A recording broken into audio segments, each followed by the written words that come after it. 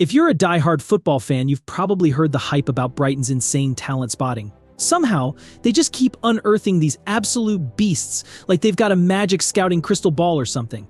People are obsessed with how they just keep getting it right, almost never missing on a player. But what makes this story wild is that, despite their near-perfect record, Brighton actually did make one massive mistake. And that mistake?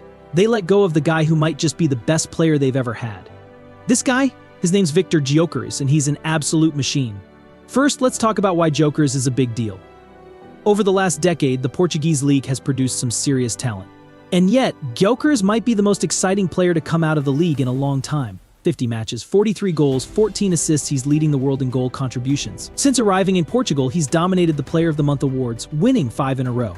People in Sweden are already calling him the next Zlatan. And he's drawing comparisons to Ronaldo in Portugal. To top it off, he's like a younger, injury-free Lucas Podolski. Gyökeres is a beast. He's huge, fast, and ridiculously skilled. This guy can out-muscle any center back, but he's also quick and nimble, able to get past defenders like a winger.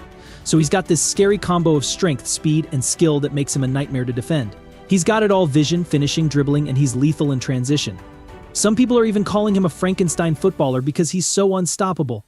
But here's the real question: how did this guy fly under the radar for so long?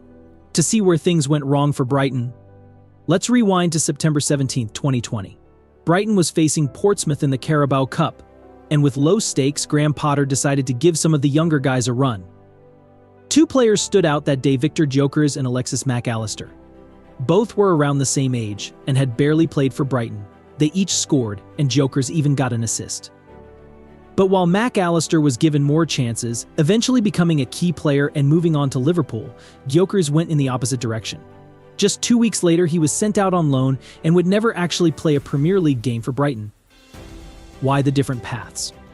Well, Brighton's scouting success usually comes from signing already established talent. Mac Allister was already a star in Argentina, Buonanotte came from Rosario Central, and Trossard was tearing it up at Genk. Gyökeres, though, was a completely different story.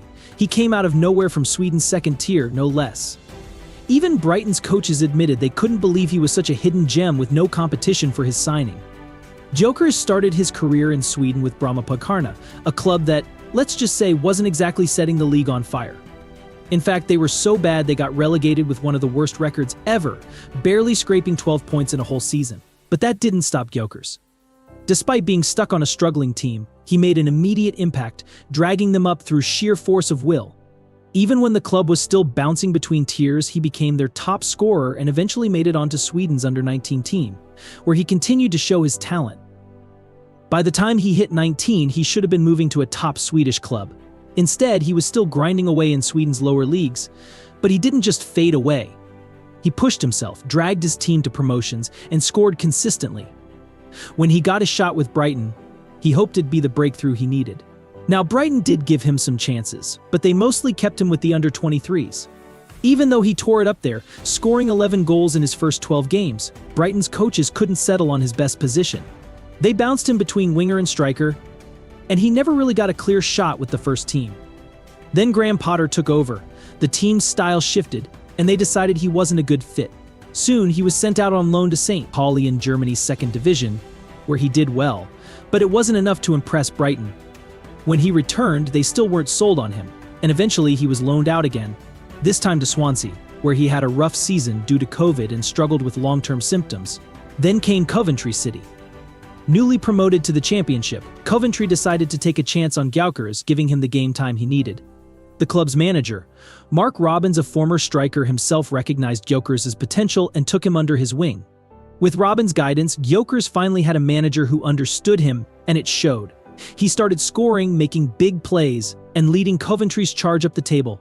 By the end of the season, he'd put up 21 goal contributions, and the next year he only got better, carrying Coventry to their highest finish in over 2 decades.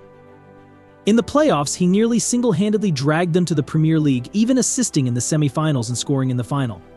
Though Coventry fell just short, Gyökeres had cemented his reputation as one of the Championship's best players. With Premier League clubs circling, Sporting CP swooped in, paying a record €20 million for him. Sporting had long struggled to match Porto and Benfica in scoring, but Gyökeres changed that immediately. He scored on his debut, bagged a hat-trick in his first cup game, and just kept going. By February, he'd already won 5 straight Player of the Month awards and forced Sporting to pay out a €1 million bonus to Coventry after hitting 25 goals. And if anyone doubted his ability to perform in top-level matches, he proved them wrong against Porto, schooling the legendary Pepe and making the defense look amateur. Gyökeres wasn't just Sporting's star, he was leading the entire league, putting Sporting's goal-scoring issues firmly in the past. By season's end, Sporting wasn't just winning, they were scoring at a rate that hadn't been seen in Portugal in years, with Gyökeres leading the way as the league's top scorer. Let's talk about the weaknesses of Viktor Gyökeres, if you can even call them that. Honestly, he's one of those rare forwards who seems to have almost everything you want in a modern number 9. But the one big question that hovers around him is the same one that follows any striker looking to make a major leap forward: can he keep delivering when the stakes get way higher?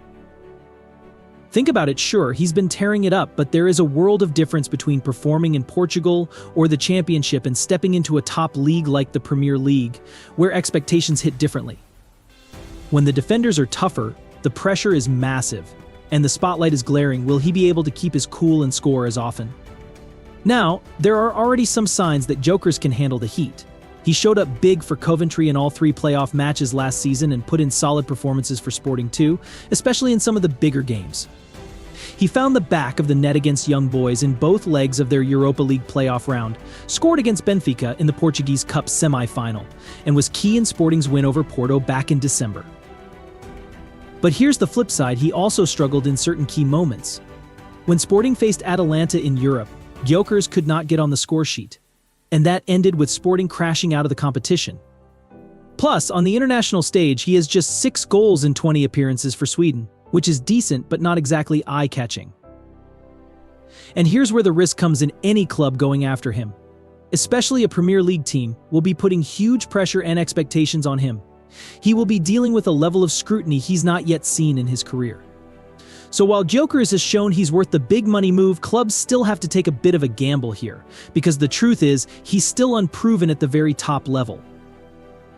Now, with offers from big clubs still pending, Gyökeres is on track to break records. He's already made his mark on the season with a ridiculous rate of goal contributions. At this rate, he could end up with 100 goal contributions by year's end, reaching Messi-level numbers. And here's the kicker: when asked about his now iconic celebration, Gyökeres explained it with one sentence that sums up his entire journey: "No one cared who I was until I put on the mask." And that's a wrap on Viktor Gyökeres, the guy who's about to make every defender's life a nightmare. If you enjoyed the breakdown, hit that like button, subscribe for more, and let me know in the comments, do you think he's ready for the big leagues? Catch you in the next one.